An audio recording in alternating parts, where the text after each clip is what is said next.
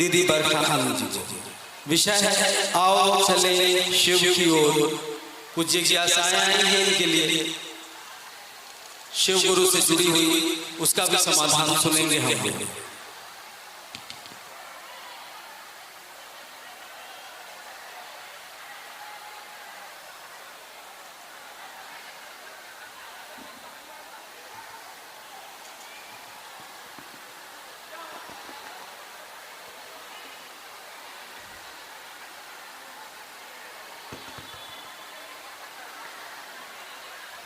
मेरे गुरु महेश्वर शिव को मेरा प्रणाम है। इस काल खंड के प्रथम शिव के शिष्य और हम सबों के परम आदरणीय वरेण्य गुरु भ्राता साहब श्री हरिनानंद जी के चरणों में मेरा प्रणाम है। शक्ति स्वरूपा माँ नीलमानंद जी के चरणों में मेरा प्रणाम है। और खगड़िया जिले के विभिन्न स्थानों से आप जो गुरु भाई गुरु बहन आए हैं और इस मैदान में उपस्थित हैं, आप सभी के चरणों में मेरा प्रणाम।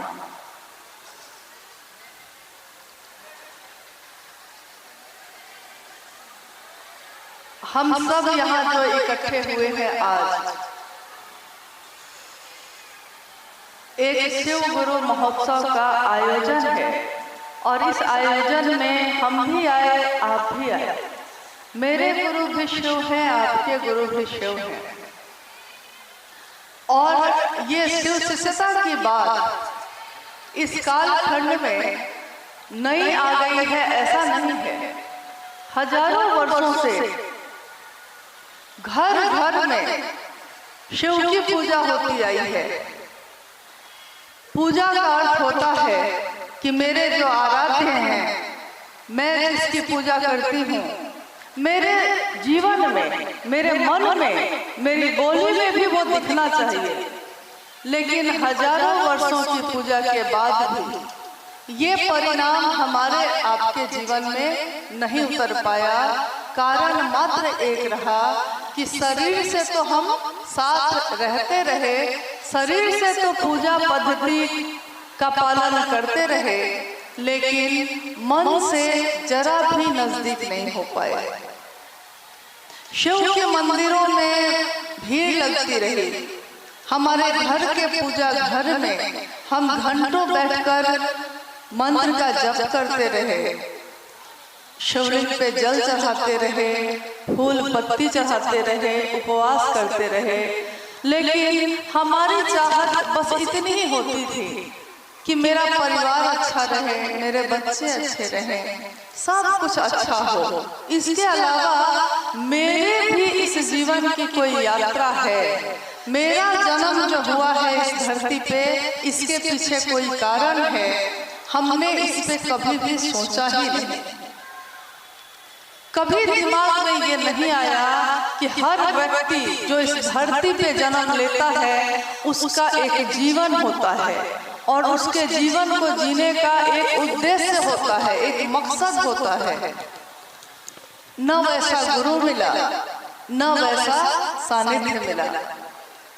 लेकिन देखिए, आज कभी कभी ऐसा होता है कि कोई कहता है, जब हम शिव की बात करते हैं, शिव को गुरु बनाने की बात कहते हैं, शिव का शिष्य बनने की बात कहते हैं, तो कुछ वैसे लोग मिल जाते हैं जो कहते हैं कि ये बात किसने कही आपको।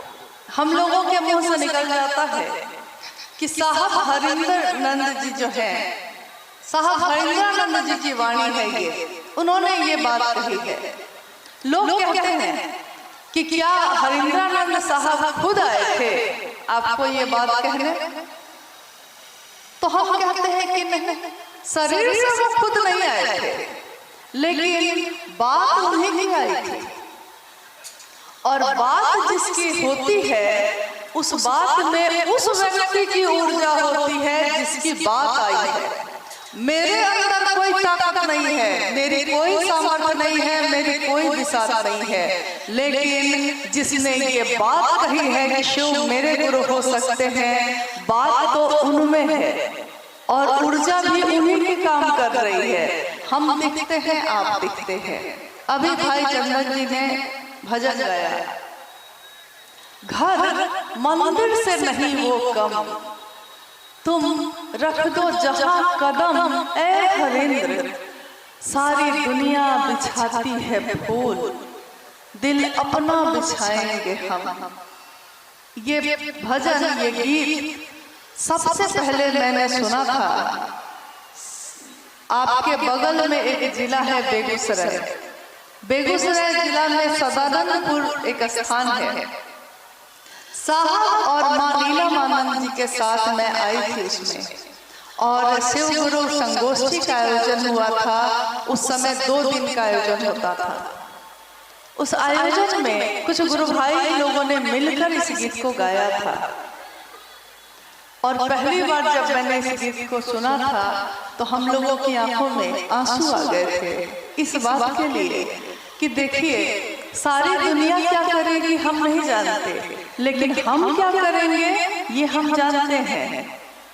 सारी दुनिया फूल तोड़ती है और न्योछावर कर देती है, भेंट कर देती है।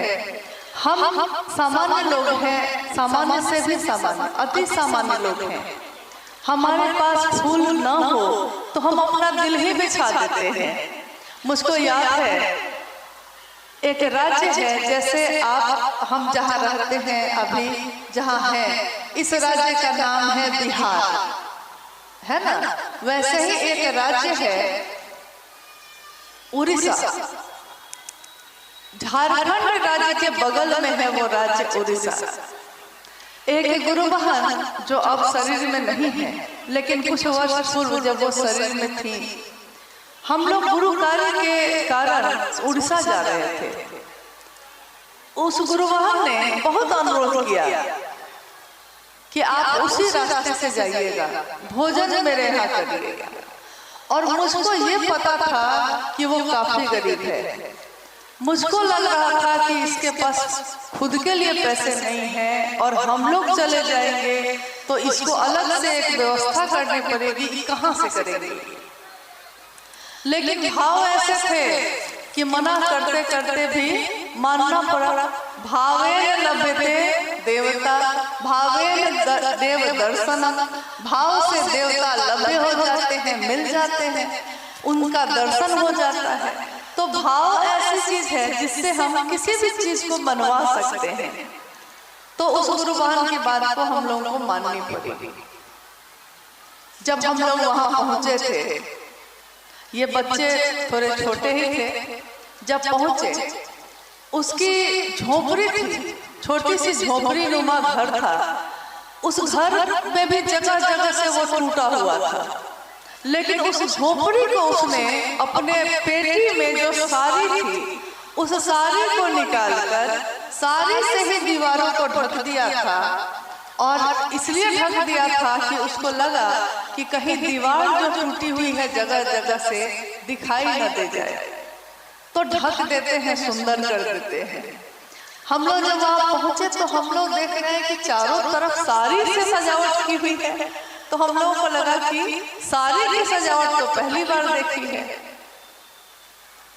तो उस गुरु बहन ने कहा, दीदी मेरा घर टूटा फूटा है और साहब का संदेश लेकर ही तो आप आए हैं। साहब ही आए मेरे लिए, तो मेरे साहब जब आए तो मेरा ये छोटा सा घर, ये छोटी सी कुटिया उनके योग्य बन सके, इसके लिए मेरे पास जो था मैंने उससे सजा दिया। देखिए, लोग कहते हैं शिव के शिष्य बनकर हम लोगों ने क्या पाया, शिव के शिष्यता ने हम लोगों को क्या दिया। शिव के शिष्यता ने हमारे अंदर सोए हुए इंसान को जगा दिया। इंसान का मानवीय गुण होता है, किसी भी इंसान का मानवीय यानी एक मानव का गुण ये होता है कि वो प्रेम करता है, सहानुभूति करता है, स्नेह करता है, ममता रखता है। मानव का गुण नफरत करना नहीं होता, मानव का गुण जलन और ईर्ष्या करना नहीं है। ये मानव का गुण नहीं है, इसीलिए इसको तामसिक गुण कहा गया।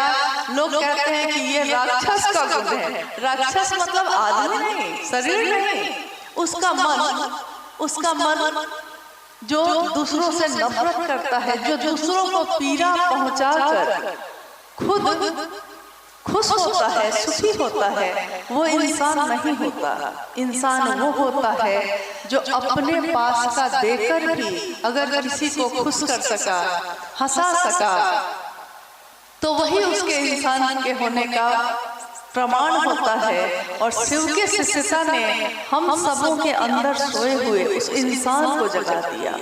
जिस दिन हम लोगों ने अपने नाम की घोषणा की, साहब कहते हैं कि याद कीजिए उस दिन को जिस दिन हमने और आपने शिव को अपना गुरु बनाया था।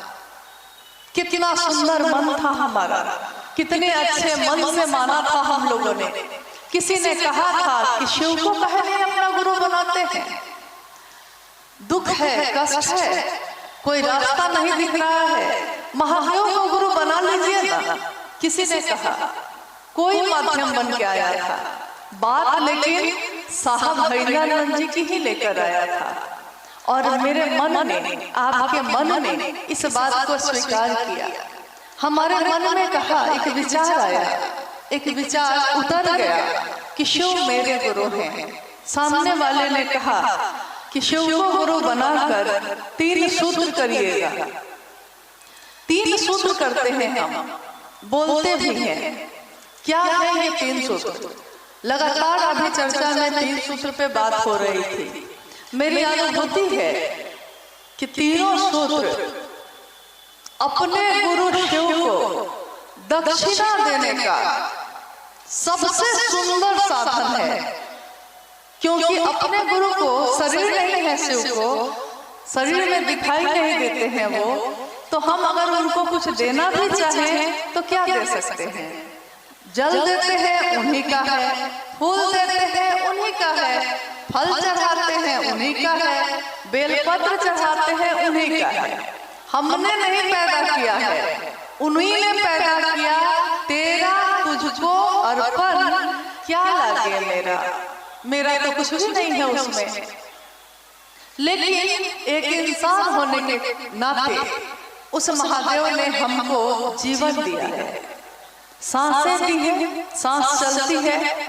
कोई मेरा आपका कितना भी अपना हो, लेकिन मेरी सांस को एक सांस भी वो नहीं बढ़ा सकता मेरी, जब तक वो शिव नहीं चाहे मेरी सांस नहीं बढ़ेगी। जितना तय है, जितनी चाबी भरी गई है, उतना ही चलेगा। यानी ईश्वर के सिवा, शिव के सिवा हमारा आपका अपना यहाँ कोई नहीं है। दिखते सब हैं, लेकिन होते बहुत कम, नहीं के बराबर। पहला सूत्र में जब हम कहते हैं हे शिव, हे शिव, हमको आपको क्या आता है?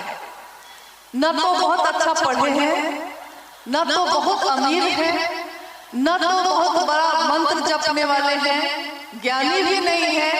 हमेशा याद कीजिए, साहब ने कहा कि ये शिव गुरु का मंच है। इस मंच से शिव की बात होती है, गुरु की बात होती है। लेकिन याद रखिएगा, यहाँ कोई प्रवचन करता नहीं आया है। प्रवचन करता का अर्थ होता है कि दूसरे की लिखी हुई, बोली हुई बात को प्रस्तुत करना। तो साहब ने कहा हमेशा कि शिव की चर्चा प्रवचन नहीं है, सत्संग नहीं है, ये जागरण की अनुपम विधा है। जागरण की, हर व्यक्ति के दिल में वो शिव जाग जाए। तो जिस क्षण हमने शिव को अपना गुरु बनाया, हमने घोषणा की। अभी जो आप बार बार कोई चीज अच्छी लग रही थी तो आप कह रहे थे जागा जागा महादेव, हर बात में कह रहे थे जागा जागा महादेव। यानी मन को छूता है तो याद शिव आते हैं। बोल कोई रहा है, लेकिन याद शिव की आई है तो मुंह से शब्द निकल जाते हैं जागा जागा महादेव। लेकिन जिस दिन हमने आपने घोषणा की थी, उस दिन हम लोगों ने चाहे जिस कारण से की थी, सोचा यही था कि शिव मेरे गुरु होंगे। और हम लोग कौन लोग हैं? समाज में रहने वाले अमीर, गरीब, सामान्य, अति सामान्य। अति सामान्य का अर्थ ये है इतना अति सामान्य कि अगर बारिश के समय में इस क्षेत्र में बाढ़ आ जाती है तो हम लोगों को नाव पे चलना पड़ता है, अपने घर को छोड़कर मचान पे रहना पड़ता है, घर भी नहीं बना पाते हैं तो बांध पे जाके रहना पड़ता है। न्यूनतम व्यवस्था में रह के भी ये साहब श्री हरिंद्रानंद जी की वाणी है। न्यूनतम व्यवस्था में रहकर भी शिव होया जा सकता है, ये हम सबको समझ देने वाले हैं हमारे साहब हरिंद्रानंद जी। उन्होंने कहा कि तुम्हारे पास कुछ भी नहीं है, भौतिक जगत में बड़ा घर नहीं है, बड़ी गाड़ियां नहीं है, संपत्ति और साधन नहीं है, सुख नहीं है, कुछ भी नहीं है। तो कभी कभी एक फिल्म का डायलॉग याद आ जाता है। दो भाई आपस में बात कर रहे हैं। उस फिल्म में, बहुत पुरानी फिल्म है, शायद आपने देखी हो या नहीं, लेकिन उस फिल्म में मुझको जहां तक याद आता है दो भाई की बात हो रही है। एक भाई कहता है दूसरे भाई से, मेरे पास बंगला है, गाड़ी है, मोटर कार है, पैसा है, सब कुछ है, तुम्हारे पास क्या है? दूसरा भाई कहता है मेरे पास माँ है, माँ। और सारे लोग जो देख रहे थे फिल्म, सारे लोग ताली बजा रहे थे।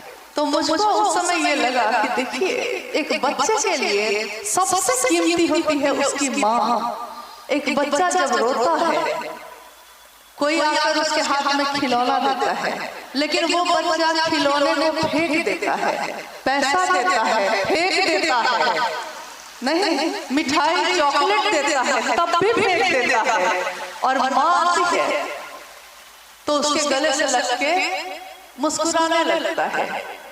शिव की शिष्यता भी ऐसी है, सम्मान दीजिए लोग फेंक देते हैं। हम क्या करेंगे भैया आपका सम्मान लेकर?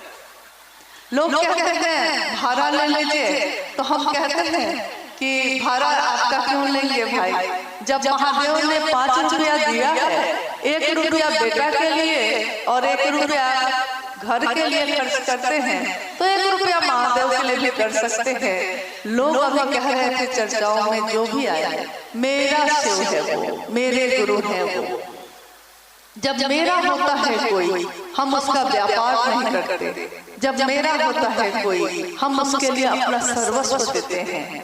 हम अपने बेटे का व्यापार नहीं करते, हम अपने परिवार का व्यापार नहीं करते, हम अपना जिसको भी समझते हैं उसका व्यापार नहीं करते। लेकिन अगर शिव की शिष्यता में कभी ऐसा हो तो सावधान होने की घड़ी है। मेरे गुरु शिव हैं, आपके गुरु शिव हैं, शिव का व्यापार मत होने दीजिएगा। आज साहब हरिंद्रानंद जी शरीर में नहीं है, माँ नीलमानंद शरीर में नहीं है, लेकिन इस धरती पे वो शरीर में उतरे थे, इस धरती पे वो विचरण किए हैं, चले गए इस धरती पे। और जब इस धरती पे वो चल रहे थे, उनके साथ साथ जो लोग चले थे उस समय महादेव के काम में, उस समय चलने वाले लोग कौन थे? यही अति सामान्य लोग, जिनके पास बहुत कुछ भी नहीं था।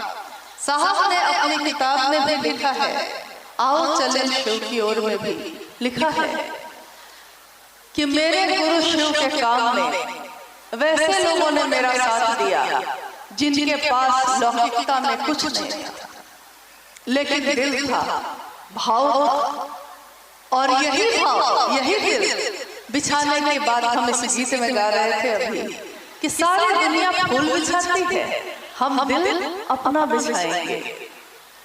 हाँ, अनु भैया ने अभी कहा कि किसी ने कहा है कि भीड़ जमा करना हमारा मकसद नहीं है। सच है ये पंक्ति साहब हरिंद्रानंद जी हमारे वरेण्य गुरु भ्राता अक्सर कहते थे कि एक दुष्यंत कुमार थे जो कवि थे, उनकी लिखी हुई पंक्ति है ये।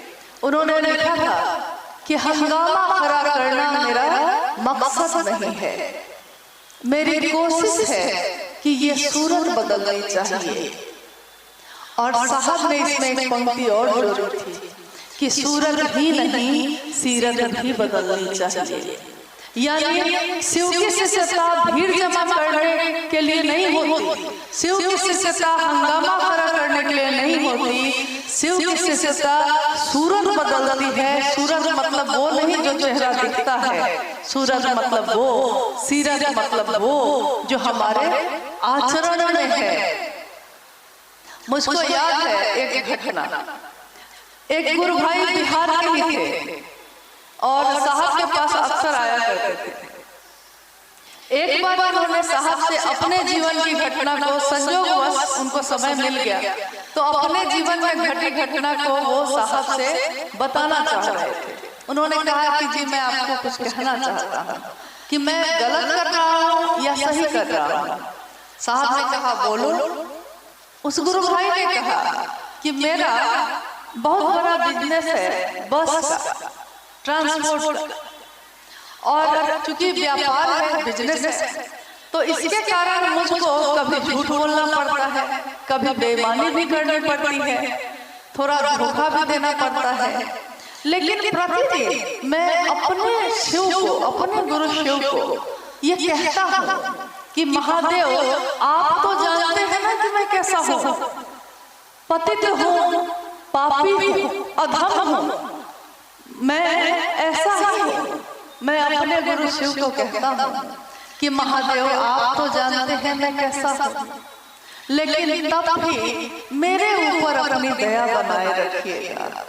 और साहब लोग कहते हैं कि ये इतना बदमाश आदमी है लेकिन इसकी तरक्की कैसे होती है। साहब ने कहा कि कम से कम एक जगह तुम ईमानदार हो और वो अपने गुरु के सामने, अपने शिव के सामने अपनी कुरूपता और अपनी खूबसूरती लेकर अपने गुरु के सामने हम खड़े होते हैं तो वो गुरु हमारी कुरूपता को भी, हमारे अंदर के अपराध को भी, हमारे अंदर के पतित आचरण को भी सुधार लेते हैं। अब शब्द अर्चना के सुधार लेंगे शंभु, हे उर के बल जा गलहार लेंगे शंभु।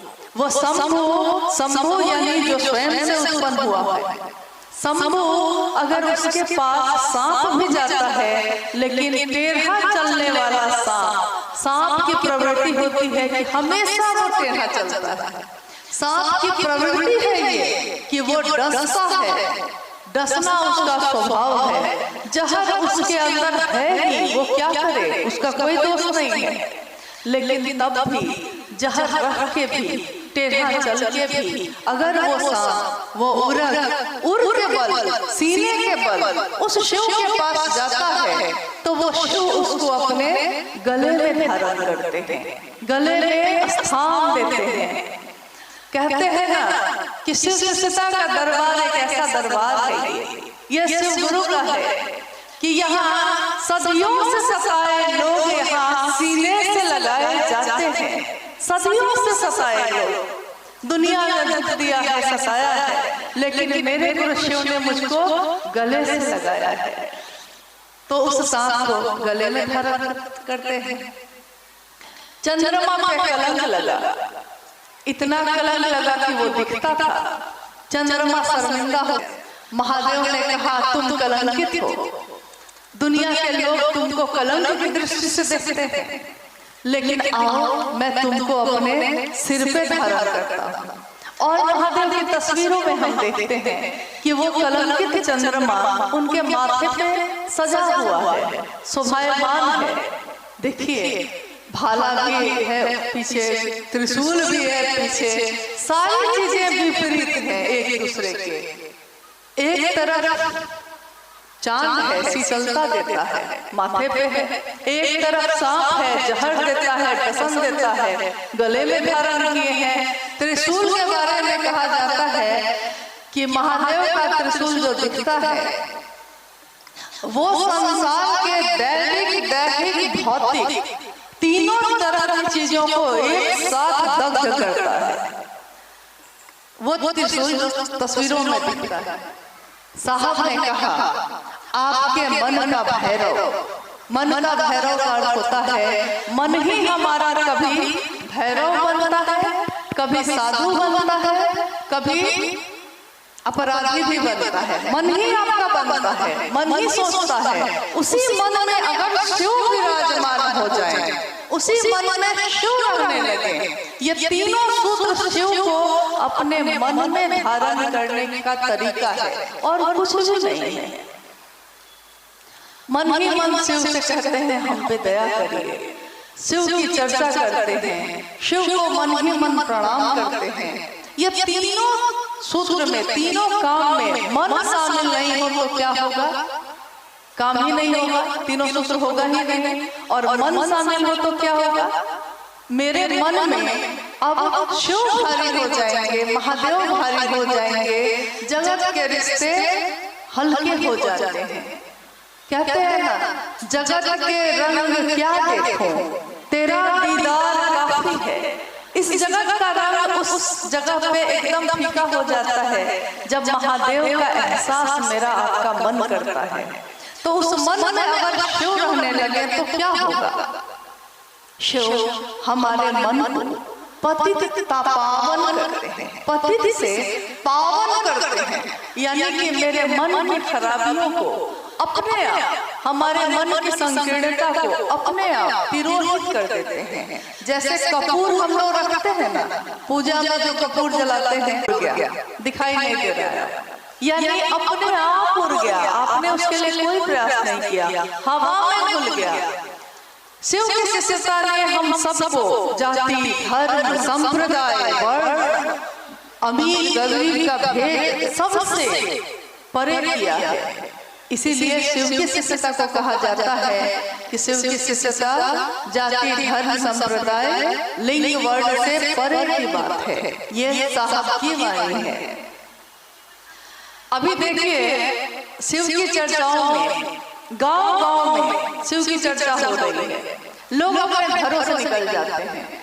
कितनी जगह ऐसी स्थिति थी पहले जब हम लोगों ने शिव को गुरु नहीं बनाया था, स्थिति ये थी कि घर से बाहर निकलना मना था, सिर पे आंचल उठाना मना था, किसी के सामने आना मना था, न बाहर जा सकते थे, न किसी से मिल सकते थे, न कोई बात कर सकते थे। लेकिन आज तक इतने प्राचीन समय से भारत देश का इतिहास रहा है, कितने आंदोलन हुए, कितनी क्रांति हुई, लेकिन कभी भी महिला और पुरुष का संतुलन नहीं हो सका समाज में।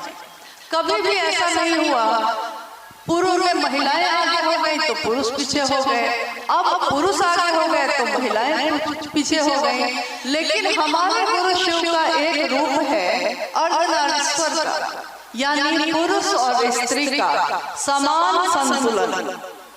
वो समाज सबसे सुंदर होता है जिसमें दोनों को समान जगह मिलती है, समान स्थान मिलता है। वो सबसे सुंदर समाज होता है जिसमें शिव के अर्धनारीश्वर स्वरूप की झलक मिलती है। लेकिन ये झलक हमको आपको खुद से नहीं होती, जब तक मन नहीं बदलेगा ये समाज नहीं बदल सकता। इसलिए ये विधा शिव की शिष्यता की, ये आवाहन शिव के सच्चिदानंद जी का कि आइए भगवान शिव को अपना गुरु बनाते हैं।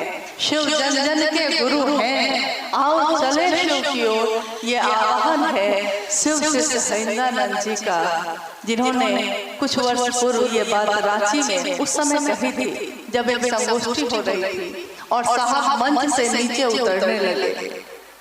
उन्होंने कहा, वहां उपस्थित लोगों से कहा कि क्या आप लोगों को कुछ कहना है मुझसे? तो सारे लोग चुप थे, किसी ने कुछ नहीं कहा। साहब ने कहा कि लेकिन मुझको कहना है, आओ चले शिव की ओर। बस इतना एक शब्द कहा उन्होंने और वो उतर कर फिर लौट कर उपवन घर में आ गए। जब हम लोग वापस लौटे तो हम लोगों ने साहब से कहा कि ये बात आपने अचानक कही है, इससे पहले तो कभी ये वाक्य नहीं कहा था आपने।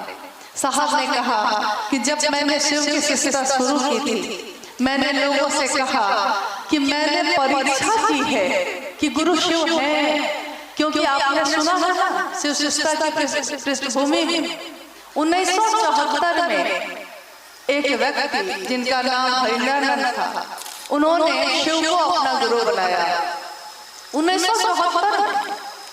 और उसके बाद तब तक वो फिर डिप्टी कलेक्टर हो गए। और साहब कहते हैं कि एक डिप्टी कलेक्टर को क्या जरूरत पड़ गई कि वो गली गली गांव गांव घूमकर शिव की बात करने लगा। आराम से वो अपने कार्यालय में बैठता, आराम से अपने सुख को भोगता, जीवन को जीता। पैसा है, पावर है, सुविधाएं हैं, क्या जरूरत है गांव गांव घूमने की। लेकिन उन्होंने कहा कि जब मैंने शिव को अपना गुरु माना तो मुझको लगा कि ये गुरु सिर्फ नाम के नहीं है, काम के हैं, परिणामदायी है। यानी मेरे जीवन में परिणाम उतरा। मैं जो इतना भटक रहा था, मुझको एक मंजिल मिली। और अगर मंजिल हमको आपको मिल जाए तो हम रास्ता भी खोज लेते हैं और साधन भी अपने पास ले आते हैं, लेकिन मंजिल ही पता नहीं हो तब क्या करें। जैसे हम लोग कहते हैं ना कि शिव को गुरु माना है हमने, किस लिए माना है ये कभी सोचा है आपने? क्योंकि अपने जीवन के हर काम के बारे में हम सोचते हैं कि हम ये काम कर तो रहे हैं, लेकिन इस काम की मंजिल क्या है, इसका परिणाम क्या है, इसका रिजल्ट क्या है। शिव को गुरु मानने का रिजल्ट है शिव में मिल जाना। हमारी आपकी मंजिल एक है, शिव। मंजिल है भगवान शिव स्वयं, यानी वो शिव स्वयं ही मंजिल है, वहीं तक पहुंचना है। रास्ते में बहुत सुंदर सुंदर जंगल है, फूल है, घाटियां हैं, लेकिन शिव का शीश गड्ढे भी है। लेकिन शिव का शीश गड्ढों को भी देखते हुए गुजर जाता है, बाजार को देखते हुए भी गुजर जाता है, और खूबसूरत फूलों को देखते हुए भी गुजर जाता है। जिंदगी हमारी अगर कीचड़ है, जिंदगी हमारी कीचड़ है, ये क्या इसलिए कह रही हूँ कि कीचड़ मतलब कि वो कीचड़ नहीं, एक तुलना की जाती है। लेकिन अब मान लीजिए खगड़िया जिले की बात करें, बहुत जिले हैं जो बहुत तरक्की कर चुके हैं, लेकिन खगड़िया जिला हर साल, ये पूरा कोसी का क्षेत्र हर साल बाढ़ के कारण इतना तबाह होता है कि वो चाहकर भी तरक्की नहीं कर पाता। लेकिन सोचिए कि अगर जीवन यही है हमारा, स्वीकार किया हमने, यही जीवन है हमारा, लेकिन इस कीचड़ में भी अगर कमल खिलता है तो दुनिया कमल को देखती है, कीचड़ को नहीं। अगर जीवन कांटा है, कांटे ही हैं हमारे जीवन में, क्या करें, कांटे ही हैं, क्या करें, कष्ट है, क्या करें, दुखी दुख है। लेकिन अगर कांटों पे चढ़ के भी शिव सृष्टि का फूल खिला है, गुलाब का फूल कांटों पे चढ़ के ही खिलता है, लेकिन दुनिया गुलाब के फूल को देखती है, कांटों को कोई देखता भी नहीं। ये समझ हमको साहब हरिनानंद जी ने दी, ये समझ नहीं थी हम लोगों को। हम लोग को लगता था कि कांटे हैं, वो आदमी बुरा है, वो आदमी अच्छा है, लेकिन साहब ने कहा वो अच्छा है या बुरा है, लेकिन उन दोनों से ज्यादा खूबसूरत तुम्हारे शिव है। अगर शिव की शिष्टता का दिया जल रहा है हृदय में, अगर शिव की शिष्टता का फूल खिला है हृदय में, तो इतना सुंदर जीवन है ये कि तुम्हारे पास समय नहीं है कि तुम इन चीजों को देखने के लिए रुको कि कौन क्या कहता है, कौन क्या करता है। एक शिव की मंजिल है उसके शिव, उसके गुरु। हम सब उस मंजिल की तरफ बढ़ते चले, चलते चले।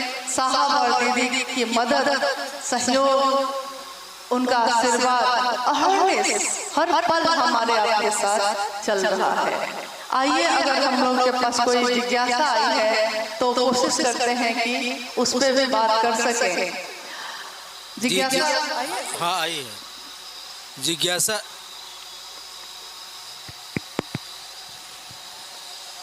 हेलो हेलो हेलो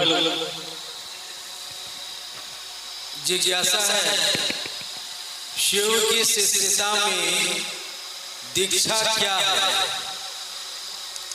शिव की शिष्यता में दीक्षा क्या है? शिव की शिष्यता में दीक्षा क्या है? क्योंकि सामान्यतः जब कोई गुरु और शिष्य की बात करता है तो दुनिया के लोग, समाज के लोग कहते हैं कि दीक्षा लिए हैं आप, यानी गुरुमुख हुए हैं।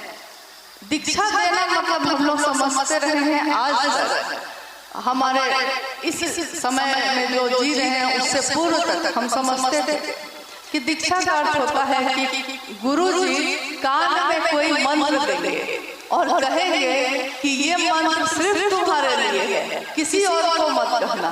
अभी तक तो यही होता था कि शरीरधारी गुरु कोई हो, चाहे वो गुरु हो या सदगुरु श्रेणी के भी हो, तब भी वो कहते हैं कि ये मंत्र है गुरु का, दे रहा हूं तुमको, लेकिन ये सिर्फ तुम्हारे लिए है, तुम्हारे कल्याण के लिए है, दूसरे को बताना भी नहीं है। पूरा जीवन वो अपने मंत्र को दूसरे को बताने की हिम्मत ही नहीं करता है। देखिए, शरीरधारी गुरु और शिष्य परंपरा में तो ये हो सकता है, लेकिन जगत गुरु शिव की परंपरा में, जगत गुरु शिव को जब हम अपना गुरु बनाते हैं तो वो शिव शरीर में नहीं है, लेकिन उन्होंने साहब हरिनंदन जी के माध्यम से हवा के झोंके के साथ नमः शिवाय मंत्र दिया है। और बगल में जो जिला है मधेपुरा, वहां जो एक घटना घटी थी, उस समय घटित हुई थी कि सिंहेश्वर मंदिर में साहब जब वहां मजिस्ट्रेट के रूप में पोस्टेड थे, उनकी नियुक्ति थी, उस समय हुआ क्या था? कुछ भी और नहीं हुआ था। बस हुआ यह था कि साहब उस समय तक महादेव महादेव पढ़ने लगे थे। 1974 में शिव को गुरु बनाए थे और 1982 में जब मधेपुरा में थे वो, तो कमरे से बाहर महादेव की बात चर्चा थोड़ी थोड़ी होने लगी थी। महादेव महादेव करने लगे थे वो। उनके कार्यालय में जो पदाधिकारी थे वो कहते थे उनको, देखिए समाज में अगर कोई अचानक से महादेव महादेव कर रहा है तो ऐसे लोग कहते हैं कि महादेव की पूजा ही सब कष्टों से निवारण करती है। कोई ज्योतिष, कोई पंडित कहेगा कि अगर कष्ट नहीं कम हो रहा है तो महामृत्युंजय जप करिए, ऐसे सब कहेंगे। लेकिन जब कोई महादेव महादेव करने लगा तो क्या हुआ उस समय साहब के साथ? उनके कार्यालय ऑफिस के लोग उनका मजाक उड़ाते थे। लोग कहते थे जब साहब कार्यालय जाते थे तो उनको कहते थे कि क्या हरिंद्रानंद जी, आपके महादेव का क्या हाल है? तो साहब को बड़ा बुरा लगता था कि देखिए मैं कौन खराब बात करता हूँ, महादेव महादेव ही तो करता हूँ और अपने ऑफिस का काम भी करता हूँ। ऐसा तो है नहीं कि मजिस्ट्रेट हूँ तो काम नहीं करता हूँ, काम तो करता ही हूँ। 10 से 6 वो सिर्फ सरकारी काम ही करते थे। और उससे पहले के मेरे जीवन में या उस शाम के बाद के जीवन में अगर मैं महादेव महादेव कहता हूँ तो ये लोग मेरा मजाक क्यों उड़ा रहे हैं? तो उन्होंने अपने गुरु शिव को ये मन से संप्रेषण किया कि देखिए मैं आपका नाम लेता हूँ तो लोग मेरा मजाक उड़ाते हैं, कहते हैं क्या हरिंद्रानंद जी आपके महादेव कैसे हैं? आवाज ने उत्तर दिया, आकाशवाणी उस उत्तर आया कि ये क्या कम है कि कोई तुमसे मेरा हाल पूछता है? कौन पूछता है किससे हाल? क्योंकि वो समझता है कि उसके नजदीक का जो आदमी है उसी से पूछता है। नहीं, जब हम लोग रांची में रह रहे हैं तो आप जब साहब के बारे में पूछना चाहते थे तो आप उस जगह पे साहब के आसपास कौन लोग रहते हैं उन्हीं से पूछते थे। जिसके बारे में होगा कि वो उनके नजदीक रह रहा है उसी से पूछते हैं। तो शिव के नजदीक तुमको लोग समझ रहे हैं तभी ना तुमसे मेरा हाल पूछते हैं। साहब ने कहा मेरा मन शांत हो गया, लेकिन उनके घर में उस समय चमत्कारी घटनाएं होने लगी थी। साहब के घर में हुआ ये था, चढ़ाया जाता था पूजा घर में तो प्रसाद चढ़ जाता था, ग्रहण हो जाता था। मिठाइयाँ जो रहती थी वो कम हो जाती थी, कभी बढ़ जाती थी, कभी वो मिठाइयाँ उसमें शामिल हो जाती थी जिसको चढ़ाया ही नहीं गया है। तो ये चमत्कारिक घटनाएं धीरे धीरे समाज में आसपास के लोगों में फैलने लगी। कुछ लोगों के पास तो इस तरह से फैली कि लोगों ने कहना शुरू किया कि जो मजिस्ट्रेट साहब हैं ये बहुत बड़े तांत्रिक हैं, और लोग उनके घर के सामने से गुजरने से भी घबराने लगे। उन लोगों को लगता था कि अगर मजिस्ट्रेट साहब के घर के सामने से गुजरेंगे तो वो हमको इंसान से भेड़ बना देंगे। भेड़ बकरी नहीं होता है, लोग कहने लगे कि भेड़ बना देंगे, लेकिन ऐसा था नहीं। लोग तरह तरह की बात करना शुरू कर चुके थे। उसी समय कार्यालय में जब साहब गए तो वहाँ के लोगों ने और पदाधिकारियों ने कहा कि आपके घर में सुनते हैं प्रसाद चढ़ा जाता है।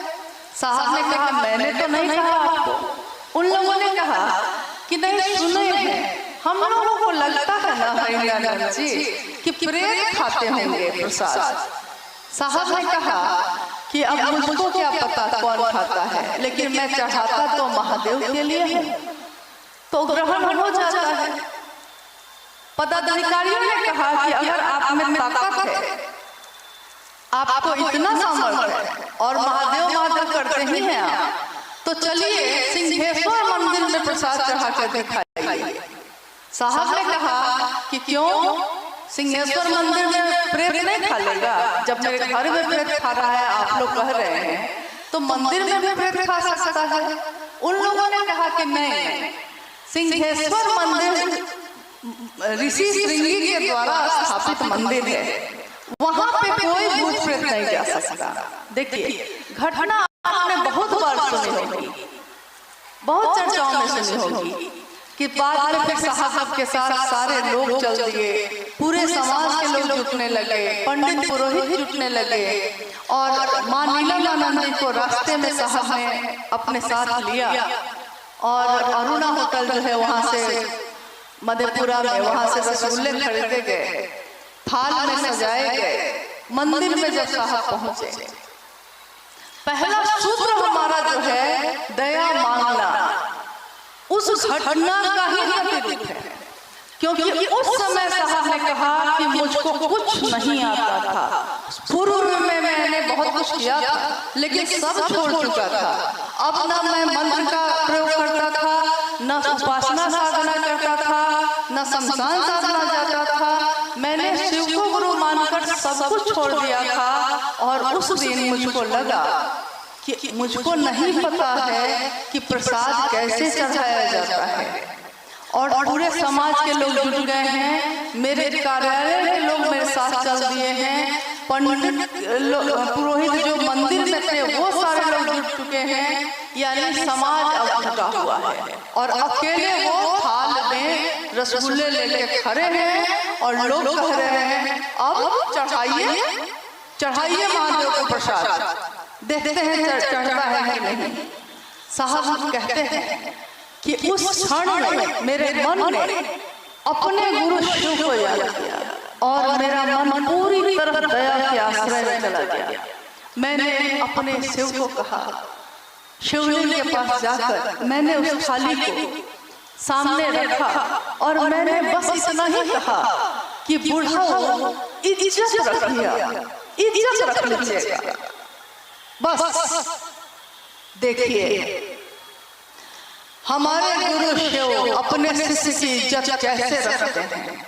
साहब बाहर निकल गए, दरवाजा बंद कर दिया गया, कुछ देर के लिए बिजली चली गई, और जब तक लोग पेट्रोल लेकर आए तब तक बिजली आ भी गई, और रोशनी में लोगों ने देखा कि शिवलिंग पे जो थाल इधर रखा था वो दूसरी तरफ जा चुका था।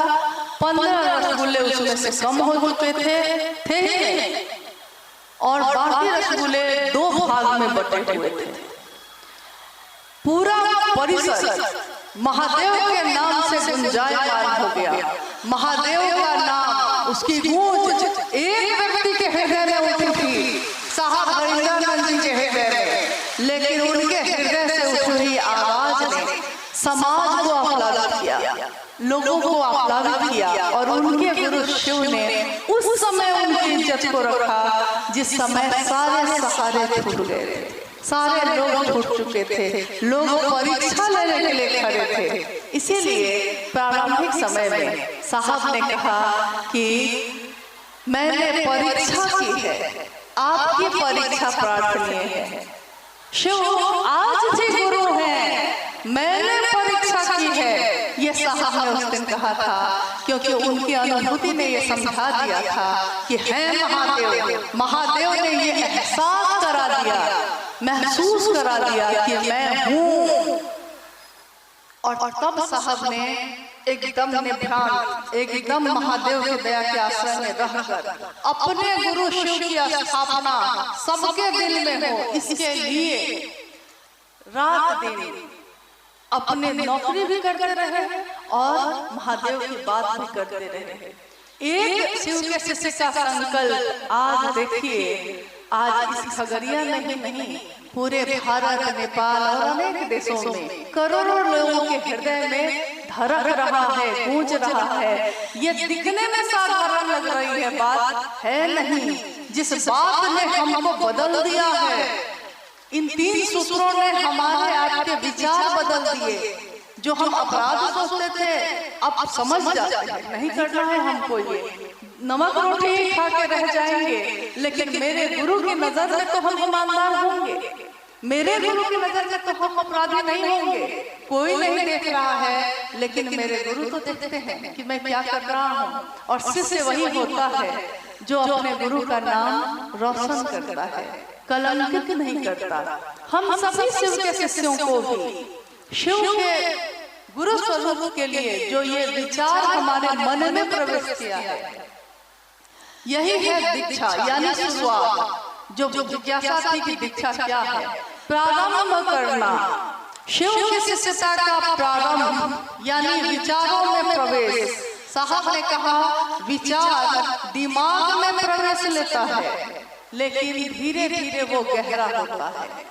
यही विचार हम बार बार दोहराते हैं, हम बार बार कहते हैं, बिना मन के भी अगर जबरदस्ती भी करते हैं तो परिणाम वही होता है। हम बार बार ये कहते हैं, हे शिव आप मेरे गुरु हैं, मैं आपका शिष्य हूँ, मुझ शिष्य पर दया करिए। हम दूसरों के साथ शिव की चर्चा करते हैं, हम अपने गुरु को प्रणाम करते हैं, और ये तीनों काम करते करते हमारा मन ऐसा हो जाता है कि करत करत अभ्यास के जरमती होत सुजान। अभ्यास करते करते तो जरमती यानी जो मरा हुआ है, पत्थर है वो, उसमें भी प्राण आ जाते हैं। हम आप तो इंसान हैं, महादेव महादेव करते हैं हम लोग। शिव की स्थापना इस समाज में हो, दिल में हो, ये तभी होगा जब मेरी वाणी, मेरी बोली, मेरा आचरण भी वैसा ही होगा जैसा किसी शिव शिष्य का होना चाहिए। क्योंकि हमको आपको देखकर ही कोई दूसरा शिव की तरफ चलेगा। इसलिए हमारे मनसा वाचा कर्मणा भी ऐसा होना चाहिए कि लोग शिव की तरफ मुड़े, प्रेरित हों। दूसरी जिज्ञासा है, नमः शिवाय महामंत्र शिव के समग्र स्वरूप को प्रणाम निवेदित करता है, कैसे? नमः शिवाय मंत्र यानी हम तीसरे सूत्र में इस मंत्र का उपयोग भी करते हैं।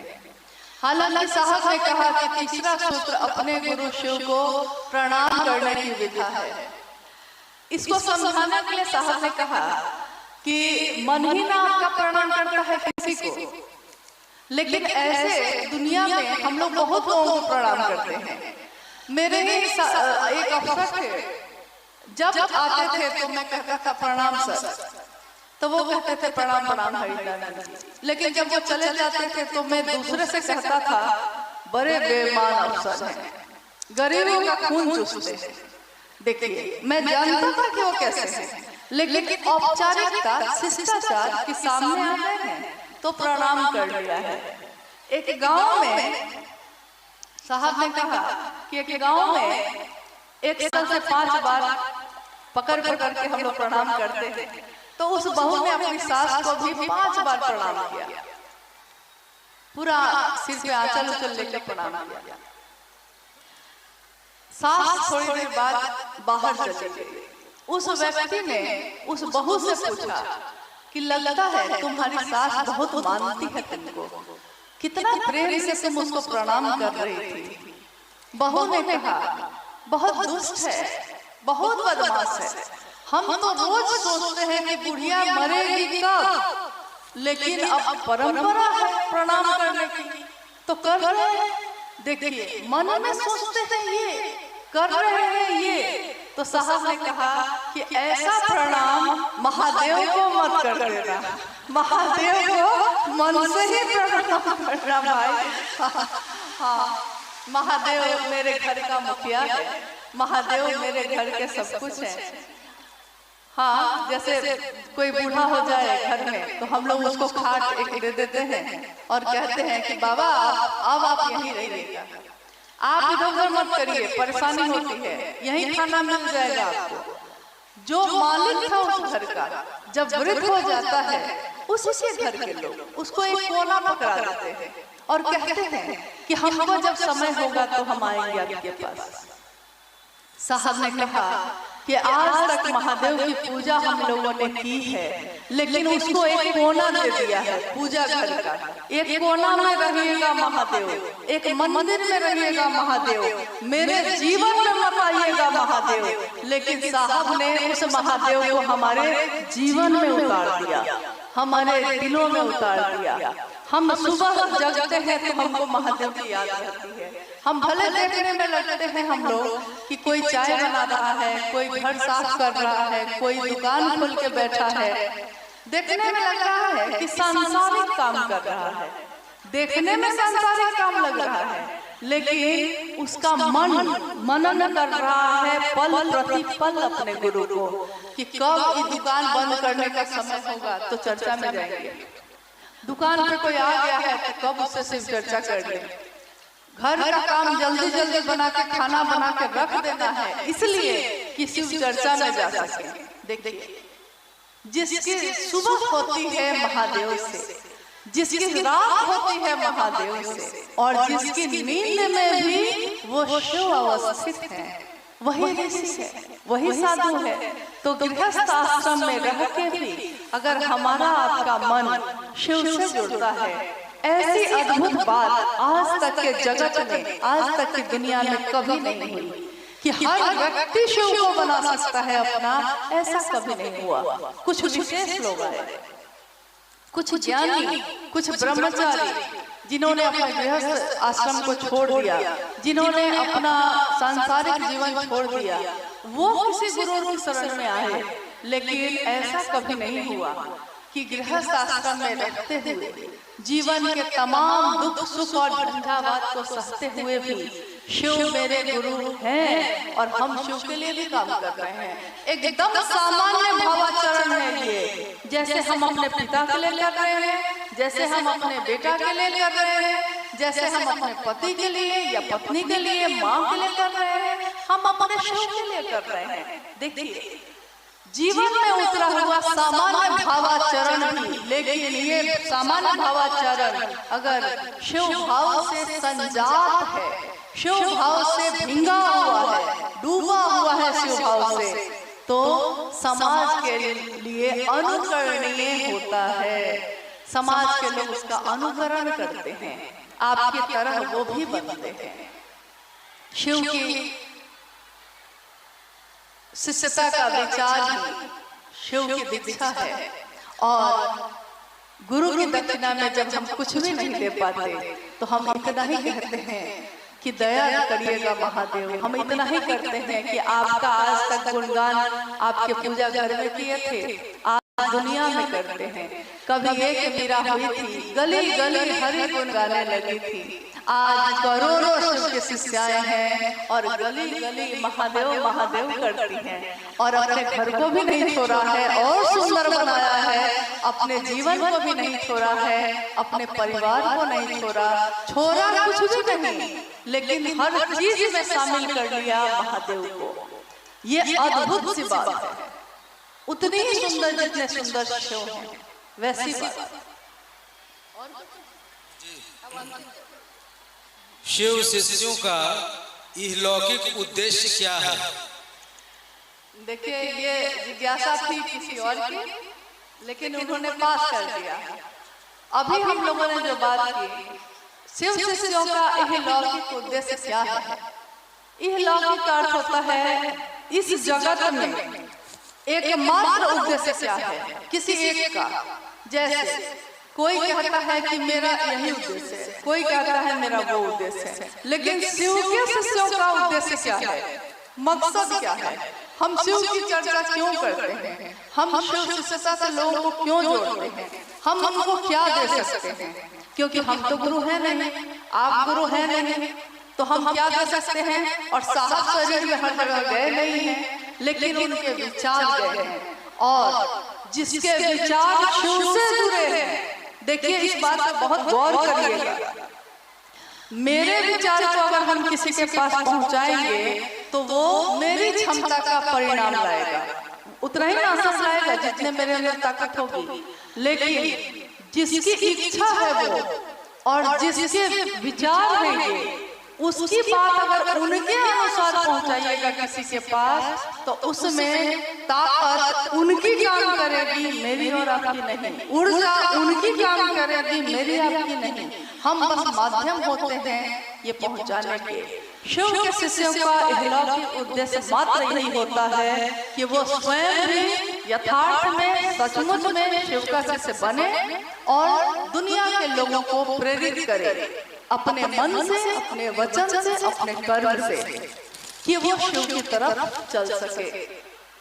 चलिए, अब 2 पल के लिए आप लोग जहाँ हैं वहाँ थोड़ा शांति से खड़े हो जाइएगा और मेरे अनुरोध को हृदय से सुनिएगा। ये शिव गुरु महोत्सव आप सबके सहयोग से आयोजित हुई। मेरे गुरु शिव की बात करने का सौभाग्य मिला, इसके लिए आप सभी का बहुत बहुत हम आभारी हैं। लेकिन शिव के शिष्य हैं हमारा, आप स्थिर से रहेंगे, जहाँ रहेंगे धीरे धीरे निकलेंगे। शहर के लोगों को पता भी नहीं चले कि शिव के शिष्य कब धीरे धीरे गुजर गए। बाहर बाजार है, लेकिन हब की न चली बात, हब की न चली बात। न तो जल्दी जल्दी चलिएगा, न तो हबक के बोलिएगा, सहज ही रहिएगा, धीरे चलिएगा, सहज आराम से धीरे धीरे प्रस्थान करिएगा। किसी को कष्ट नहीं हो, किसी को धक्का धुक्की नहीं लगे, महादेव के अनुशासन में चलिएगा। शिव हमारे आपके गुरु हैं। आप सभी के चरणों में मेरा प्रणाम। हेलो भाई विकास जी, विकास जी आप जानते भी हैं, आप तुरंत मंच पर पहुंचेंगे। विकास जी आइए हम लोग एक भजन सुनते हैं बीना दीदी से। आप लोग धीरे धीरे निकलेंगे और इस भजन को सुनते हुए निकलेंगे धीरे धीरे। अभी दीदी बोल के गई, सारे लोग खड़े हो गए हैं और धीरे धीरे निकलेंगे।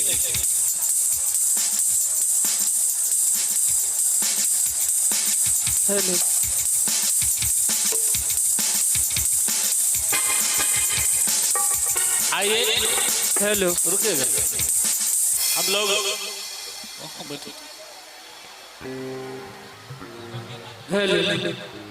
हम लोग भाई विकास जी से सुनते हैं। हेलो आरंभ एवं समाप्ति। भाई विकास जी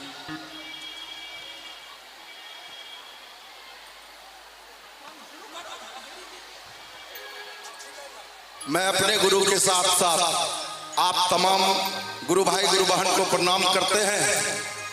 आप जो इतना अपना मेहनती समय दिया, आप अपने गुरु को जाने पहचाने और आप शिव शिष्टता का परिचय देते हुए आप अपने गंतव्य को जाएंगे। मैं इतना ही कहकर अपने वाणी को विराम देता हूं और पुनः सभी भाई बहन से फिर से आग्रह करता हूं कि आप अपने रास्ते ऐसे चलिएगा जो साहब दीदी का संकल्प उनको देखते हुए आप अपने गंतव्य को पहुंच जाइएगा। मैं अपने वाणी को पुनः विराम देता हूं। आइए हम लोग बीना दीदी से एक भजन सुनते हैं। और ये जो बच्चा देख रहे हैं खोया पाया केंद्र से 2-3 बच्चा वहां पर है। आप सभी लोग बैठ जाइए, आप चले जाए खोया पाया केंद्र में। हो जाना है, आराम से जाइए। जैसा आगे से शुरू कीजिए आप दीदी। आए हैं हरिंद्र तो ये शिव गुरु मिले, 3 सूत्र का जगत में सिलसिला चले। आए हैं हरिंद्र तो ये शिव गुरु मिले, 3 सूत्र का जगत में सिलसिला चले। आए हैं हरिंद्र तो ये शिव गुरु मिले, 3 सूत्र का जगत में सिलसिला चले। ये मिला हरिंद्र के निगाहों से, शिव शिष्य का जगत में काफिला चले। आए हैं हरिंद्र तो ये शिव गुरु मिले, 3 सूत्र का जगत में सिलसिला चले। ये मिला हरिंद्र के निगाहों से, शिव शिष्य का जगत में काफिला चले। आए हैं हरिंद्र तो ये शिव गुरु मिले, 3 सूत्र का जगत में सिलसिला चले। सभी गुरु भाई गुरु बहन अपना बच्चा का ख्याल रखेंगे, अपना बच्चा पर नजर रखेंगे, धीरे धीरे निकलने का कोशिश करेंगे।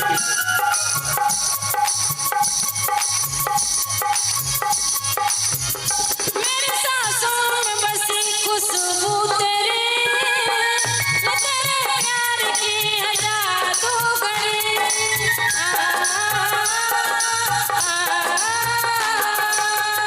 तेरी आवाज़ है हवाओं में, प्यार का रंग है फिजाओं में, धड़कनों में तेरे प्रीत है मिले हुए।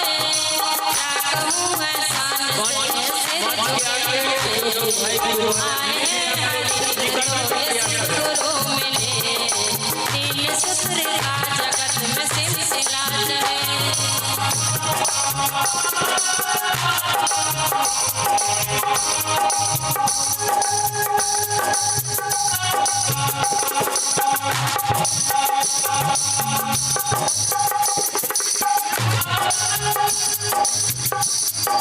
मेरा दिल है तेरी पनाहों में, नमः शिवाय हो मेरी सांसों में।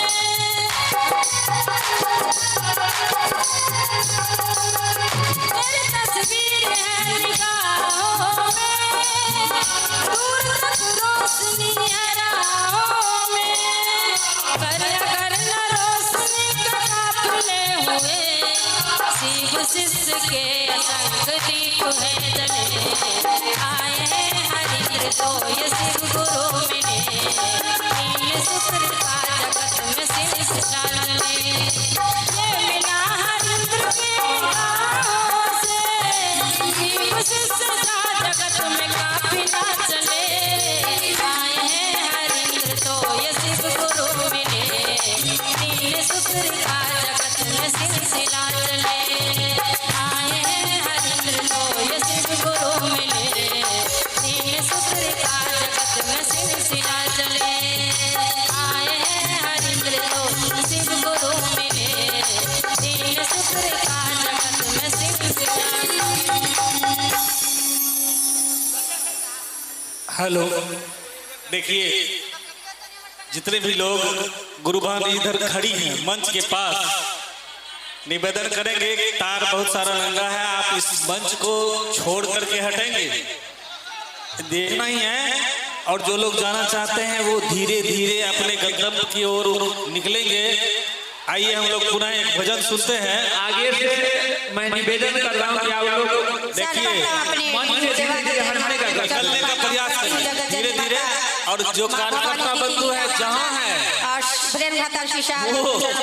वो अपने ड्यूटी को बखूबी निभावे। भाई मंगल जी, तार बहुत सारा लंगा है इसे।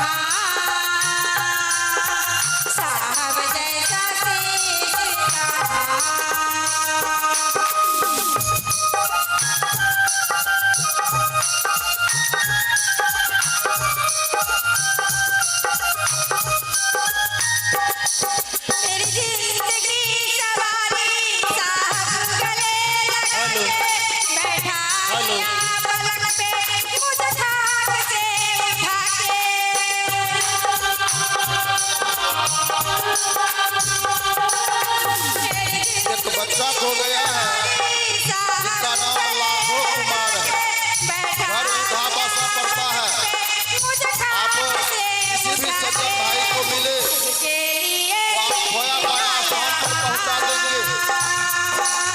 एक सूचना है, लाखों कुमार घर उधाबा सा, किसी भाई बहन को अगर वह बच्चा मिलेगा तो खोया पाया जगह पर उन्हें पहुंचा देंगे।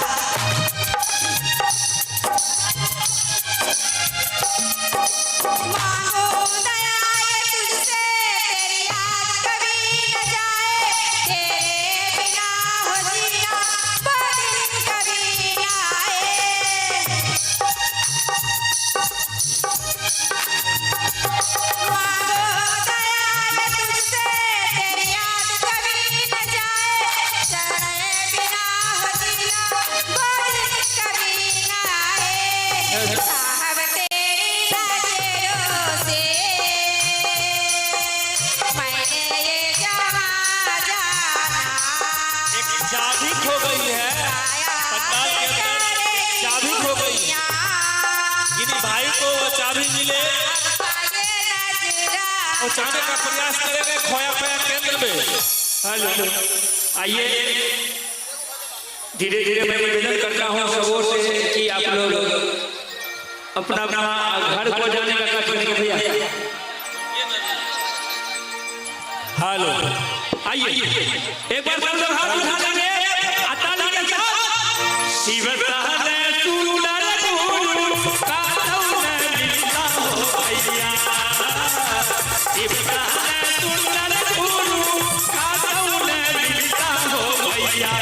भैया हो शिव के आपन गुरु बना हो भैया। भैया हो शिव के आपन गुरु बना हो भैया।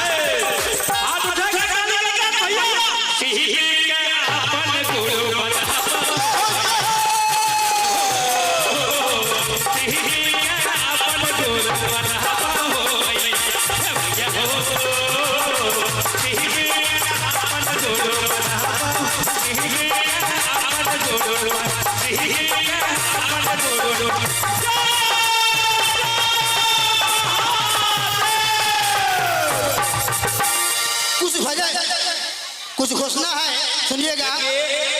एक बच्चा खो गया है और एक भाई का चाबी का गुच्छा खो गया है जो मोटरसाइकिल का है।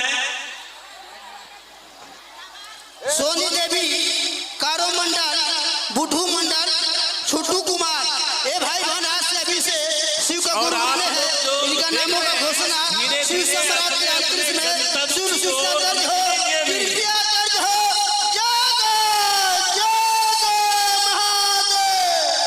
एगो दीदी का भजन हो रहा है, सारे भाई साथ साथ देने का प्रयास करेंगे। और एक सूचना है कि जब हम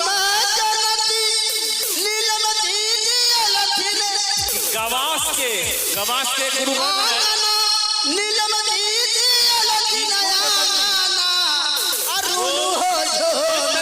प्रयास करेंगे।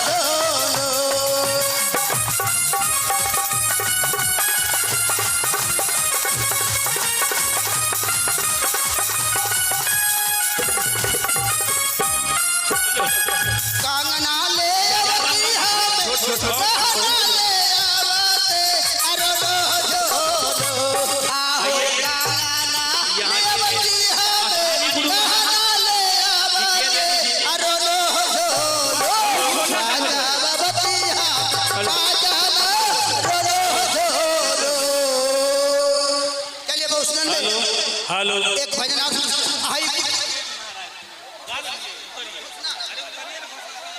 हेलो, देखिए भीड़ बहुत ज्यादा है, अपना अपना बच्चा का ख्याल रखिए। सुनिए, और हम शुरू से बोल रहे हैं कि बहुत सारे लोग बहुत मानसिकता में है। एक गुरु बहन का चैन खींचा गया है। आप सारे लोग ये पता करिए, कहीं भूल से यदि खिंचाया हो तो वो मंच पर जमा करने का प्रयास करेंगे। और जो कुछ सामान आपको मिलता हो, देखिए शिव की शिष्टता हम लोगों ने कहा, अभी बरखा दीदी से हम लोगों ने सुना है इसको अपना परिचय देते हुए न, इसलिए आप लोग धीरे धीरे प्रयास करिए। एक बच्चा खो गया है, सीमा कुमारी नाम है, घर उनका हरिपुर है। देखिए किसी गुरु भाई को कुछ नामों की घोषणा है, वह बच्चा खोया पाया जगह पर पहुंचा दे। कुछ नामों की घोषणा है। घर उधा बसा, जिन किसी गुरु भाई गुरु बहन को वह बच्चा मिलेगा, वह खोया पाया जगह पर पहुंचा देंगे। आइए कुछ नामों की घोषणा है, साकांक्ष हो जाए।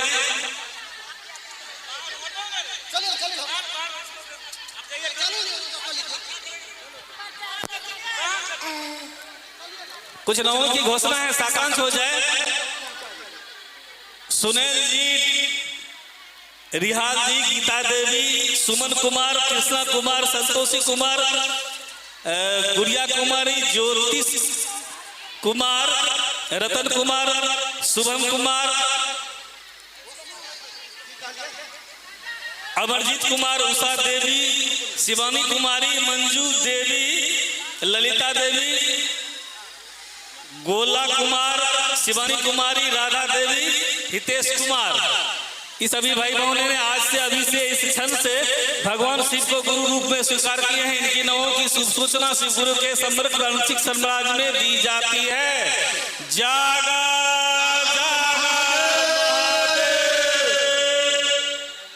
पूरा कुछ फिर घोषणा है।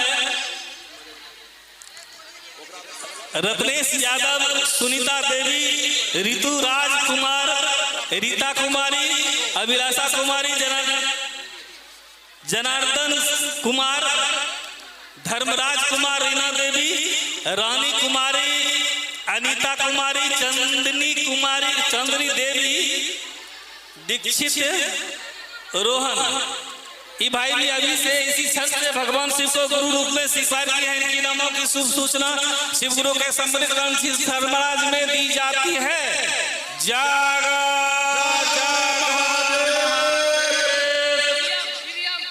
एक सूचना देंगे, सभी गुरु भाई गुरु बहन अपने अपने जेवर जेवरात पर ध्यान देंगे। एक दो घटना अब सच हो या झूठ हो, लेकिन सब लोग से निवेदन करूंगा, ये काफी है। आप अपने गले पर, कान पर, नाक पर ध्यान देंगे और आप अपने गंतव्य को धीरे धीरे प्रस्थान करेंगे। आप लोगों से हाथ जोड़कर निवेदन है कि अब लोग अपने अपने गंतव्य को जाएं। रीना गीता रानी गुरु बहन मंच के बगल में खोज रही है। देखिए नाम घोषणा का पुर्जा बहुत आया है, लगभग 1 मिनट भैया 1 मिनट, घोषणा का पुर्जा है लगभग 500। तो जो भाई बहन यहाँ घोषणा का पुर्जा भेजे हैं उनसे निवेदन है कि आप साकांक्ष हो जाइए। जितने भाई बहन इस मंच पर अपना नाम लिख कर भेजे हैं उनके नामों की सूचना शिव गुरु के समग्र आंतरिक साम्राज्य में दी जाती है। सूचना दर्ज हो। जागा महादेव।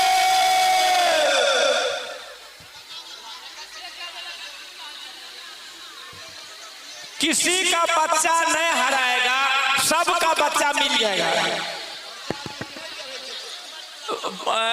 मेरा गुरु भाई गुरु बहन चारों तरफ घूम रहे हैं। जो बच्चा जहां मिल रहा है मंच पर आएंगे, आप लोग भी खोजिए। कुमार नाम का लड़का जो बेंगलोर का ही है, वह भी इसी चीज में खो गया है। जिन भाई को बहन को मिले वह खोया पाया देखिए पहुंचा दे। हेलो, एक उठा भाषा का लाखों कुमार वो भी खो गया है। जिन किसी भाई बहन को वह बच्चा मिले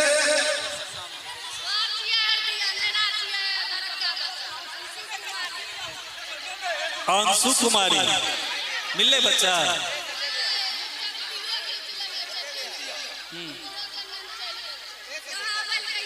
अंशु कुमारी मैं निवेदन करूंगा, एक गुरु बहन का गला से 3 गो जितिया, 4 जितिया है। देखिए वो अपने अंशु कुमारी हरदिया के, अंशु कुमारी काम में नहीं हरदिया के हैं, वो मंच पर आए। जो है उनका 60 का लोग मंच पे के बगल में है। अंशु कुमारी उनके साथ के जो लोग थे वो मंच पर हैं। आप जहाँ कहीं भी हैं मंच के पीछे आने का प्रयास करेंगे। दोनों तरफ से गुरु भाई गुरु बहन आप लोग मंच पर चढ़ रहे हैं। एक काम के लिए 50 आदमी चढ़ रहे हैं तो ये अच्छी बात नहीं है। धीरे धीरे आप लोग अपना अपना घर को जाए और बरखा दीदी अनु भैया के मुखार बिंदों से हम लोगों ने जो भी सुना है क्षेत्र में जाके गांव में जाके सबको बताएंगे। अपने अपना बच्चा का ख्याल रखते हुए वह मंच के पास खड़ी है, वह मंच तक आ जाए।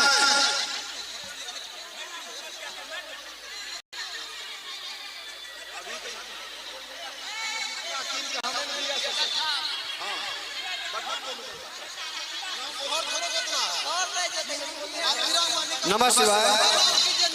सभी गुरु भाई एवं बहनों थोड़ा ध्यान देंगे। सीमा कुमारी पप्पू राय का बेटी है, हरिपुर घर है उनका। जो किसी भाई बहन को मिले मौसम कुमारी आप जहाँ पर भी है, आपका पिताजी खोज रहा है, बता दे।